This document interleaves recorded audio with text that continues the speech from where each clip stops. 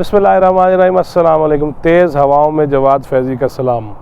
कराची के अंदर बहुत ज़्यादा गर्मी है, हीट वेव का इम्कान है और 42 दर्जा हरारत पहुँच गया कराची के अंदर। लेकिन इस्लामाबाद में बहुत तेज़ हवाएं हैं और 3 दिन से जिस कदर शिद्दत से हवाएं चल रही हैं, अल्लाह ताला से दुआ करनी चाहिए कि अल्लाह खैर वाफियत रखे। लेकिन आज हमने बातें कुछ करनी है। कराची का जिक्र आया तो बात करते हैं पीर पगाड़ा साहब की। पीर पगाड़ा साहब पाकिस्तान की सियासत में एक बहुत अहम नाम था, जो अपने मुंह से कहते थे कि हाँ GHQ से जो मैं बात करता हूँ कोई और नहीं कर सकता।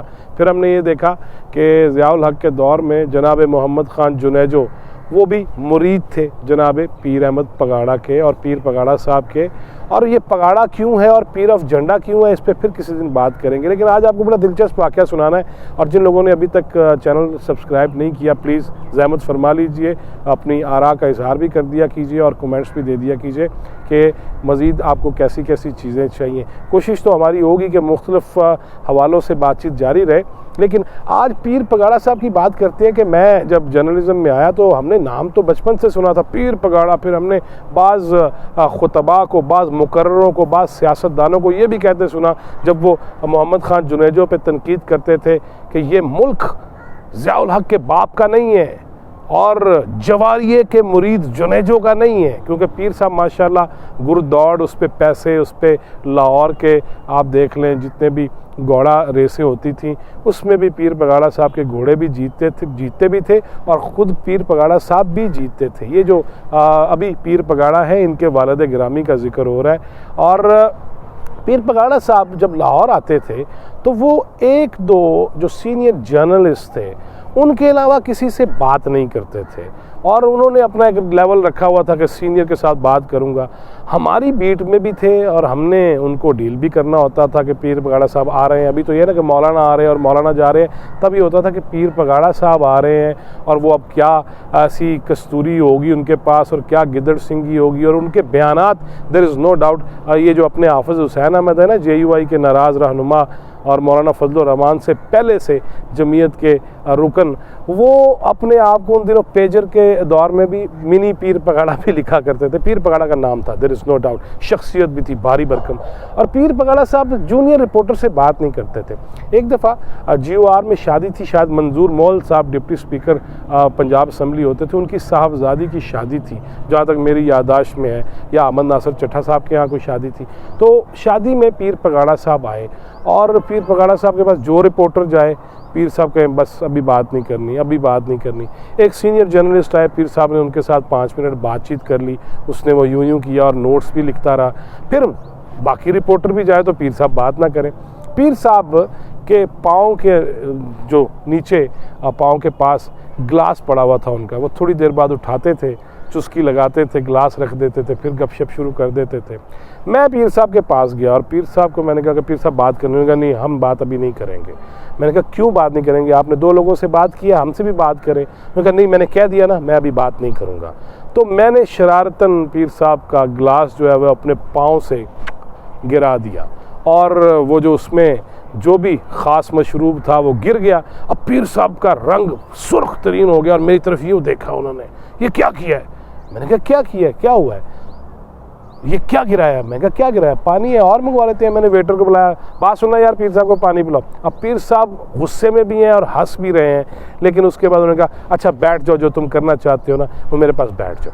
मैंने कहा पीर साहब मैं अगर अभी 2-4 साल हुए हैं इस फील्ड में और ये 93-94 की बात बता रहा हूँ, अभी मुझे अगर 4-5 साल या 2-4 साल हुए हैं तो इसका मतलब है कि मैं सारी ज़िंदगी पीर साहब से बात ही नहीं कर सकूँगा और मुझे कोई मेरे नाम से कोई इंटरव्यू नहीं चलेगा। ये क्या बात हुई? उन्होंने कहा नहीं, जो तुमने हरकत की है मुझे पसंद आई है और ऐसा ही होना चाहिए, मेरी गलती है। मैंने कहा जी पीर साहब आप अगर नौजवानों को, अगर बच्चों को आगे आने का मौका नहीं देंगे तो वो कैसे आगे बढ़ेंगे? और क्या मेरे नाम से कोई खबर नहीं शाया होनी चाहिए पीर साहब किधर जा रहे हैं? पीर साहब ने तभी कहा कि अच्छा मंसूरा भी जाऊंगा और वहाँ पे भी आ जाना, और मैं जब लाहौर आया करूँगा तो मेरे साथ आपकी बातचीत रहा करेगी, गपशप रहा करेगी और अब आइंदा ऐसा नहीं होगा कि आपको इग्नोर किया जाए या जूनियर्स को भी इग्नोर किया जाए। लेकिन आप लिस्ट में आ गए तो यूँ मैं तीसरी और चौथे, वो जो लिस्ट थी उसमें तीसरा चौथा नाम मेरा भी आ गया। हमने ये भी किया। उस वक्त कितनी मज़ेदारियाँ थीं उस वक्त कोई गनमैन आके गला उतारने की कोशिश नहीं करता था। उस वक्त पीर साहब का अगर जाम भी उंडेल दिया है किसी ने पाँव मार के, तो उन्होंने उस पर स्यापा नहीं खड़ा कर दिया, क्योंकि सोबर वे में वो जो भी करते थे। और उस पर अब पीर साहब हंसे। जब तक पीर साहब लाहौर आते रहे, और जब भी मुझे फ़ोन आता, और फिर मैं गया कराची भी उनसे मिलने के लिए 2-3 दफ़ा, कैंगरू हाउस और कैंगरी हाउस और कैंगरू हाउस और मुख्तलिफ नाम वहाँ सिंधी के अपने हिसाब से लेते थे, और जो उर्दू स्पीकिंग है वो अपने हिसाब से लेते थे। वहाँ जाके भी मुलाकातें हुई, और उसमें बड़ी ऐसी चीज़ें जो तारीख़ की चीज़ें थीं। फिर ये पग कहाँ से आई? ये पग वो थी कि 2 ऐसे कह लीजिए ख़ानदान थे, और 2 ऐसे गिरोह थे जो अंग्रेज़ के ख़िलाफ़ जहाद करते रहे। और जब वो जहाद के बाद फिर उनको एक को पग मिली, एक कबीले को, और एक कबीले को झंडा मिला।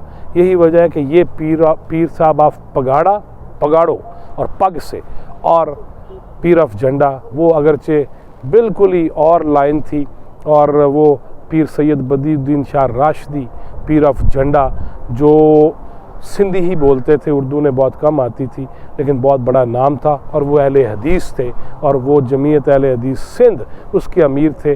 अब अब्दुल्ला नासिर रहमानी साहब जो हैं वो कराची में, और वो जमीयत अहले हदीस सिंध के अमीर हैं। पग का भी आपको बताया, झंडे का भी आपको बताया, और पीर साहब ऑफ पगाड़ा का जिक्र भी किया कि कैसे उनका जाम गिर गया और फिर रिपोर्टर इन हो गया। ऐसी छोटी छोटी बातें करते रहेंगे, हंसने वाली, कोरोना वाली। और फिर आइंदा एक वीडियो ऐसी आएगी, मुझे बरादरम इरफान हैदर जो कैमरे के उस तरफ होते हैं, मेरे कोऑर्डिनेटर भी हैं, वो मुझे कह रहे थे कि नहीं कोरोना में कुछ और भी हमें करना है। वो भी आपको जुमे वाले दिन इंशाअल्लाह, वो जुमे वाले दिन हमने एक ऐसा सिलसिला शुरू करना है जिसको आप पसंद फरमाएंगे। टिल नेक्स्ट वीडियो, अल्लाह हाफ़िज़।